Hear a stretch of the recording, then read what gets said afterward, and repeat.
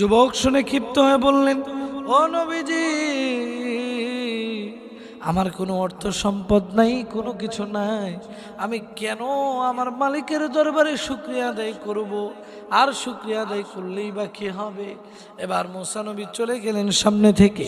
এবার পথিমধ্যে দেখা হয়ে গেল সেই বৃদ্ধার সঙ্গে। এবার বৃদ্ধ লোককে ডাক দিয়ে বললেন, ও বৃদ্ধা, তুমি যদি তোমার অর্থ সম্পদ কমাইতে চাও, তাহলে তুমি আল্লাহ রাব্বুল আলামিনের উপরে শুকরিয়া আদায় করা বন্ধ করে দাও।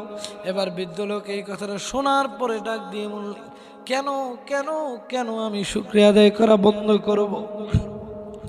যেই মালিক আমি না চাইতেও আমাকে সব দেয়, যেই মালিক আমি না চাইতেও এত অর্থ সম্পদের মালিক বানায় দিল, আমি কেন বা কিভাবে আমি মালিকের শুকরিয়া আদায় করা বন্ধ করব?